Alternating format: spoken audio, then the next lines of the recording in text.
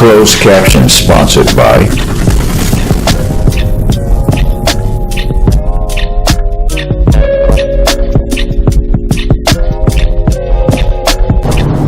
Hey, what's going on? This is your boy Kelly Top Notch Buchanan, and you're right here at the Top Notch Experience. And we're at the Susie Brannon Center with our good friend Dr. Bailey. How you doing, good brother? Doing great. Wonderful, wonderful. This place is amazing. And you was telling us a story of how you found this place. Can you get into that for us? Yeah, you know, this building came about because I was trying to find Miss Peggy Williams, who taught tap ballet and jazz for years. She had a studio over on Buchanan, right? And she got cheated out of it.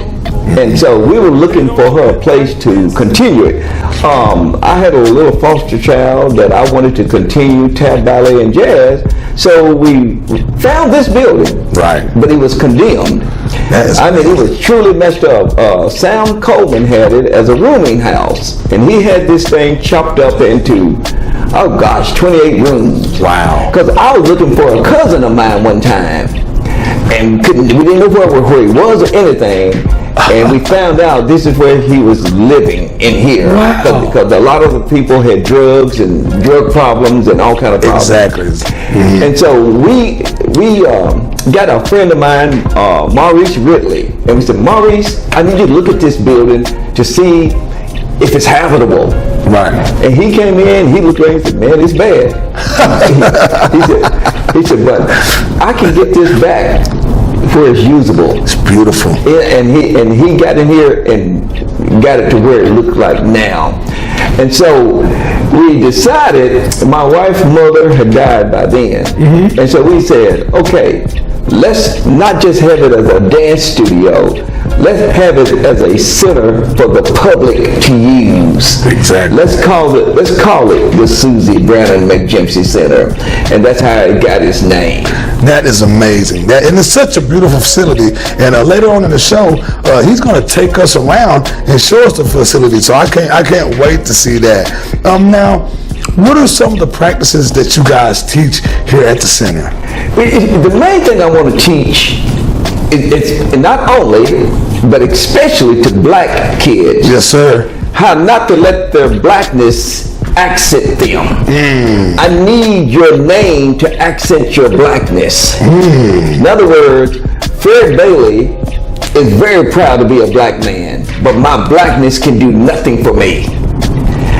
Fred Bailey accent his blackness. That's right. And that's what I need these kids to understand. And so the way we do that is to get them in here and get them out of their blackness. I want you into your name. Because when you go out here to sign an application for a job or school, you don't sign black. That's right. You sign a name. That's right. So we got to build a character and a reputation for that name. Build your name. And that's what we do. So we do not indoctrinate here. We educate. Right. Educate. That's right. That is beautiful. And then and we do it with the day usually go. We have what we call Saturday school. Yes. The day usually go when Mr. Brax used to teach our chess class. Yeah.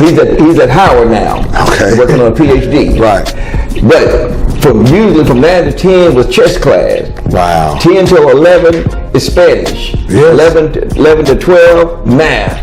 12 to 1, I teach civics.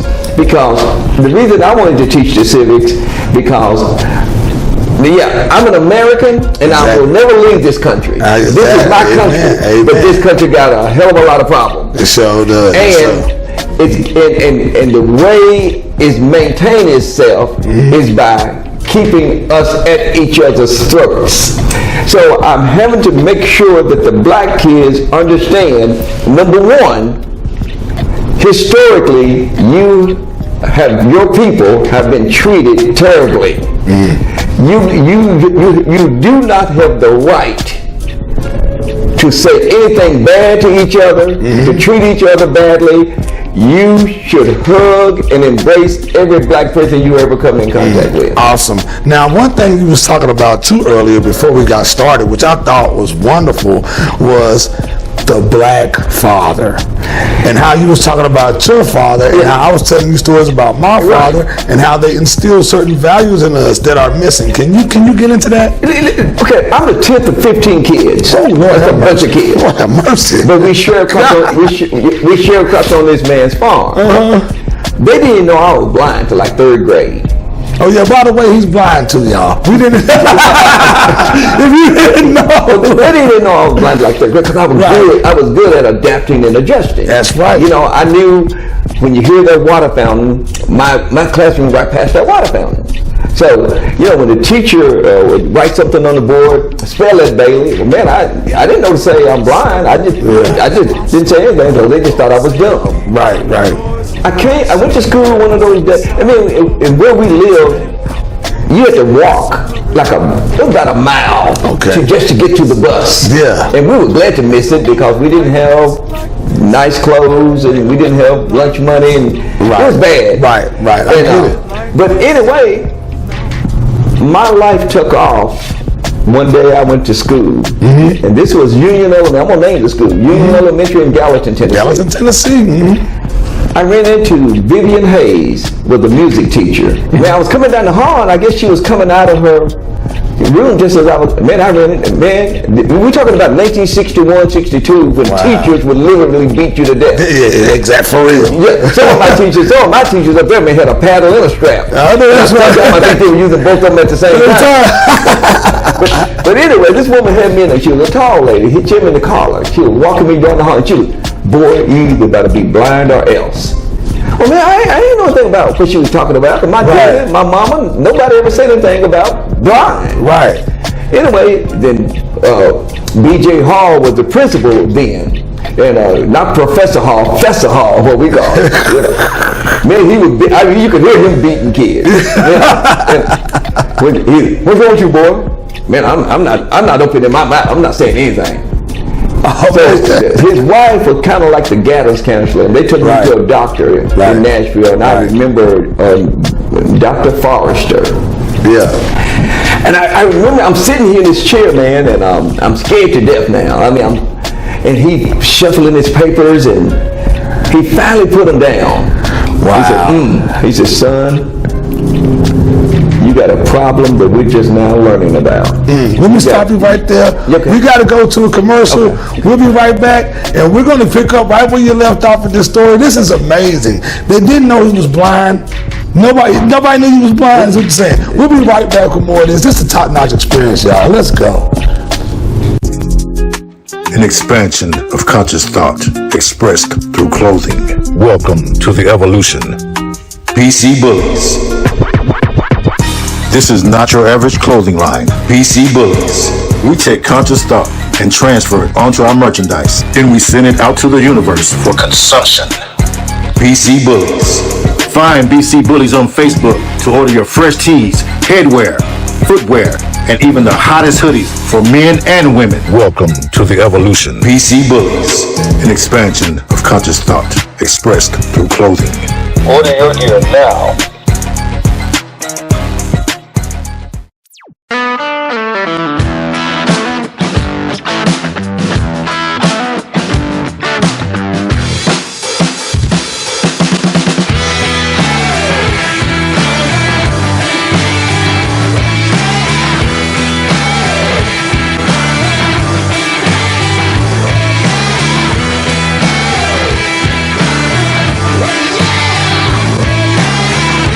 Renaissance Bank, understanding you.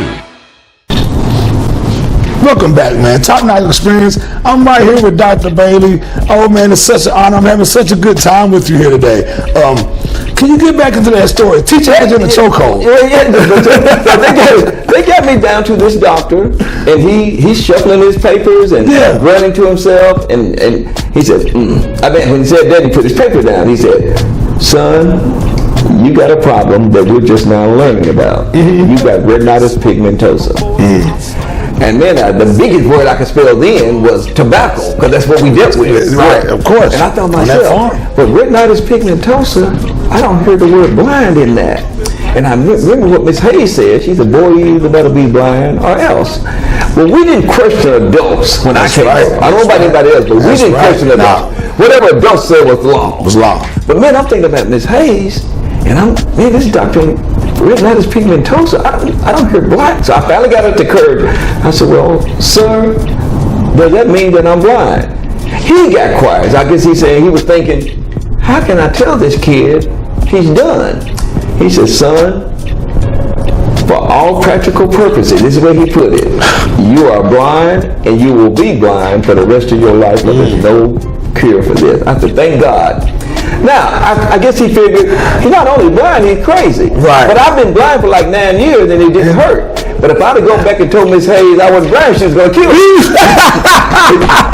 and then when I got back, believe me, she was waiting on me. I'm blind. She said, what's wrong with you, boy? I said, they told me I was blind. She spun on her heel and went back to her class. Get on back there. But my life took off. And you got to know my daddy. We were scared of him. Yeah. And we didn't engage him. But I just learned something new. I went home one day. I said, Daddy, they told me I was blind. Man, I'll never forget. Dude, he was always on the couch. Yeah. He got up off the couch like in slow motion. And it kind of just took his finger and kind of just pushed me against the wall. And he said, okay, let's get a good understanding so there won't be any mistakes. Yeah. As usually me, you finna get hurt. Yeah. But he said, and this is the only time he ever mentioned color at all. He said, so you're black, you're blind, and you're poor.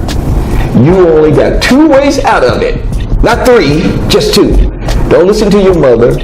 Don't even listen to your teachers. You only got 2 ways out of this.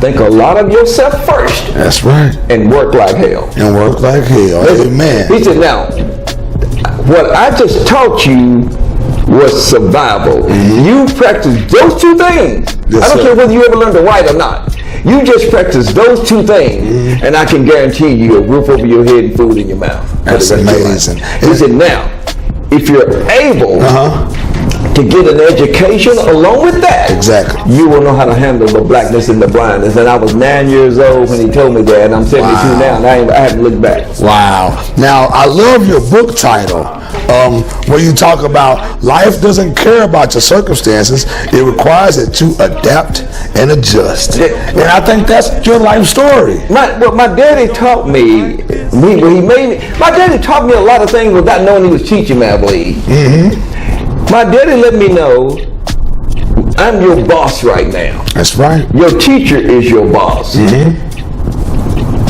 You're not gonna have your teacher at some point. You're not gonna have me. Yeah.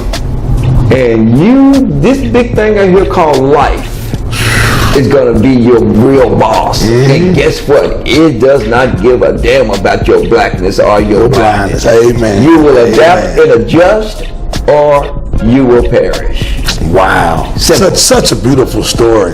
Such a beautiful story about your upbringing and how you was able to adapt and overcome. And you have a book that's out now. What does this book really go over and discuss? Because it seems very interesting. The book is about how you can start out in a bad way, mm-hmm. but just keep your respect, keep your work ethic, you'll come out the other side of it in great fashion. Now, the life I came through sounds harsh, and it seemed like we were on the very bottom, but I found it was actually training for me to do what I'm doing now. Of course. Those circumstances did not define me, mm-hmm. They prepared me. They did. And I think that's what people need to understand. Mm-hmm. Now, a daddy in that house is paramount for black males and girls. That's right. Because one thing about my daddy, we lived out in the country and there was a few houses around there. he would sit in that window. He sat in that and he would never let my sisters get out of his sight. It would be boys up there. They all be talking. And when that sun started going down, hey boy, every time you go home, yes sir, Mr. Ernest. Gee, no man. You know, them black dads, it's 8 of us. And them black daddies, they always on them girls. They always on dog us. Exactly. Dog them boys, but be all about them girls. Exactly. And I understand that they protecting them females though. That's what they're supposed to do. You know, I was one of the first wave to integrate a school here in Nashville. Okay, yeah. And I was talking to some friends of mine, and I can't remember what we were talking about. I was on the wrestling team with both of these guys. But there was a white boy named Huey Tipton. I'll never forget him. Huey took offense. I don't even know what we were talking about. Huey took offense that black people need to stay in their place. Man, they think I know we were on the ground. I'm only like about 14 now. We were on the ground. Well, the dormitory supervisor came out and pulled us apart. Yeah. I thought about Huey though about a few years later. Huey said something so profound without realizing it. And I was too young at the time to realize the profound statement he made. But I thought about it. I said, where were we when we were in our so-called places? Well, our little girls were getting pregnant at 12 and 13. When we were in our so-called places, yeah, we rolled around on the ground, but we were friends later. We never thought about killing each other. When we were in our places, we didn't send our kids to church, we took them. That's right. And when we were in our so-called places, our kids went to school, came out reading and writing. In person. Amen. And these are the principles that I believe you apply here at this school. Yes. Exactly. Now we're going to come back from break, and he's going to take us through the school, and you're going to see, everybody thinks he's blind. I'm not sure. An expansion of conscious thought expressed through clothing. Welcome to the evolution. PC Bullies. This is not your average clothing line. PC Bullies. We take conscious thought and transfer it onto our merchandise. Then we send it out to the universe for consumption. PC Bullies. Find BC Bullies on Facebook to order your fresh tees, headwear, footwear, and even the hottest hoodies for men and women. Welcome to the evolution. PC Bullies. An expansion of conscious thought expressed through clothing. Order your gear now.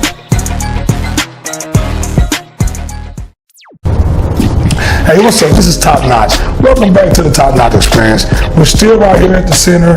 We're going to now, a good brother's going to take us around and actually show us the center and describe each room. Once again, y'all, I don't believe that he's blind, but he says he is, so we're going to see, y'all. Let's go. He's going to take us around. Not going to help him or anything.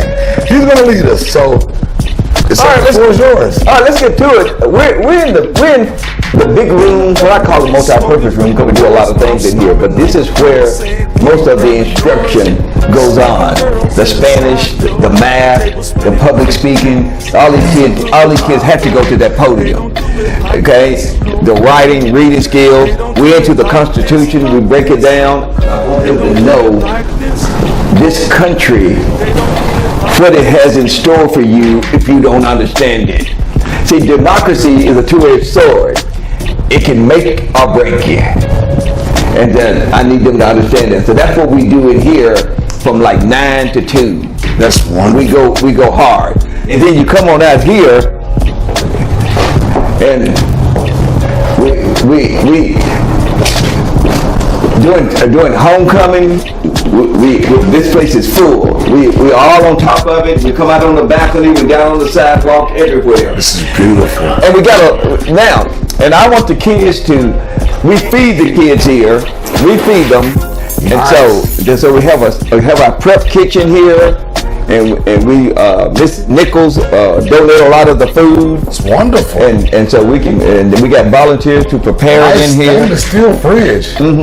So it's nice. It's nice, brother. So it's up to snuff, man. Yes, sir. It is. It's up to code for sure. And then we got the boys' bathroom here, and it's big. Right. And girls' bathroom. This is the girls' bathroom here. It's amazing, y'all. And we use this room right here for a lot of things. I'm a wrestling coach. I see you got the mats out. So I still work with kids around the city.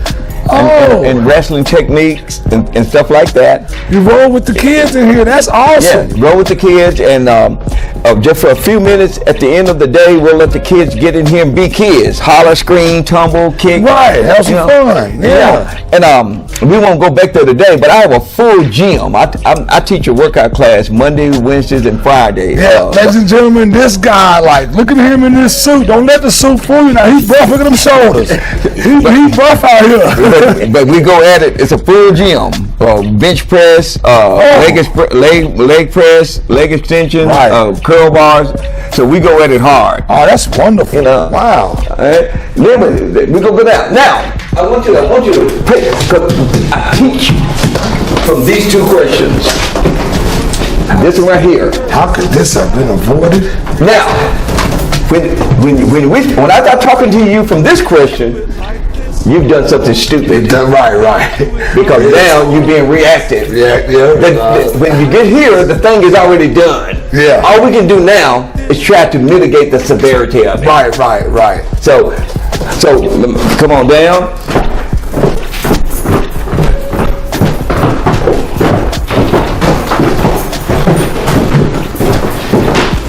This is where we want you right here. Mm-hmm. This is where we need you to be all the time. Proactive green zone. That's right. Proactive. How away from this zone. That's right. How can I avoid this? That's right. You know who's in your school is a troublemaker? Avoid. That's right. Amen. You know why your mom is hollering at you? Because you threw your clothes at the hamper, not in it. You know why my mama. You know why your teacher is mad. You know why you messed it out. Mm-hmm. You know why you late for school. You didn't get up on time. Proactive. So take that time to change that. Exactly. Now that room there is that's a classroom. Yeah. So the little kids are in there most. Babies and their toddlers and this is amazing. Then right back here, this is our conference room, and we rent these rooms out, for people who need them. And we rent these rooms out. This is our conference room, and look at the history here. Please talk about the history on the wall here. This is my mother-in-law up here. Okay, and all of this stuff that you see around here is stuff I've done, and the work I've done in this city and around this state. Wonderful. But Mrs. McGimpsey was she was the counselor at Pearl for years. That's right. Yeah, for years. Awesome. This is amazing. Your facility is amazing. And once again, he said this used to be boarding house. It used to be a boarding house. Condemned. Totally restored it. It's beautiful. Totally restored it. And this is the bathroom here. And you can thank Maurice Ridley for the restoration. Mr. Maurice Ridley, we do thank you, brother. Yeah. And we have another conference room. Now this room here, we use it for everything. As you see, we're getting ready to have a parent conference. Next weekend, not this weekend, but next weekend, we're getting ready to have a parent conference. Wonderful. Because I need parents to understand you in the driver's seat of your home. Do not let a child rule your home because they do not have the psychological and emotional maturity. Right. I can remember our parents saying, "I'm not your friend." Exactly. Our parents, my dad, mom, dad said, "I'm your daddy. I'm your mom. I'm not your friend." Exactly. I love you, but I'm not for you. Not for run over me. We can't. You can't. My daddy would actually hurt you. That dude didn't play with you, man. That's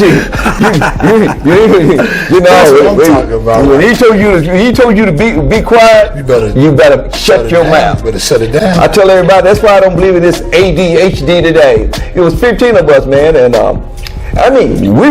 we played amongst ourselves. It was a lot of noise. Yes, my daddy drove a Galaxy 500, had a big motor. Yeah, I know what they are. Yeah. You could hear him coming.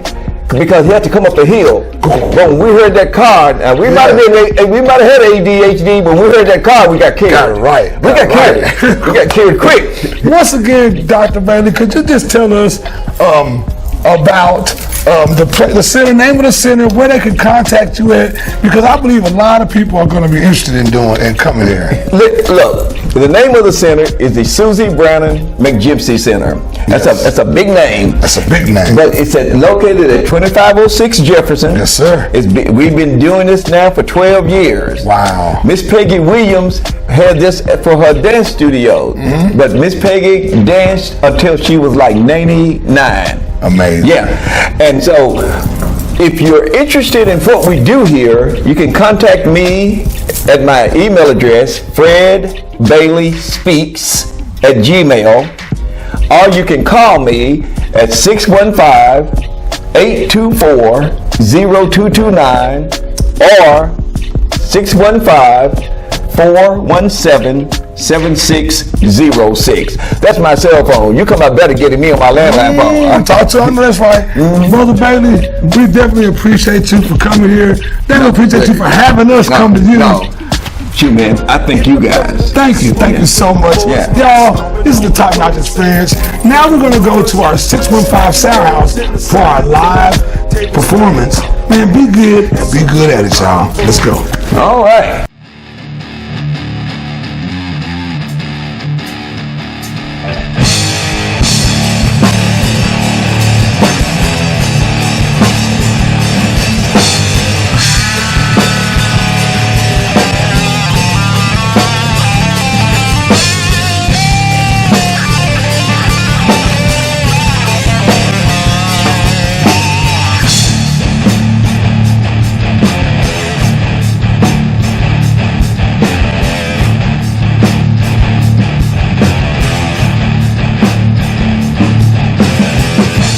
Walk the water on my skin. Lead the darkness, play my sin. Burn the crosses in my mind. Lead me down the darker side.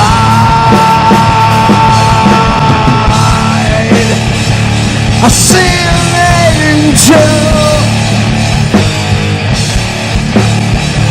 Shoot the sky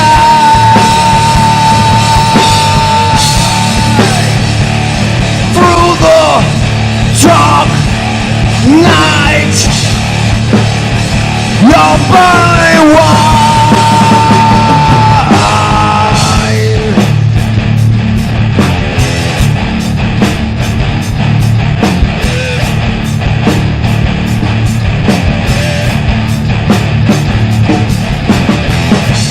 Hold the crosses to my face, down my head in shame's disgrace. Holy waters on my skin, on my own ground again. I see an angel. Shoot the sky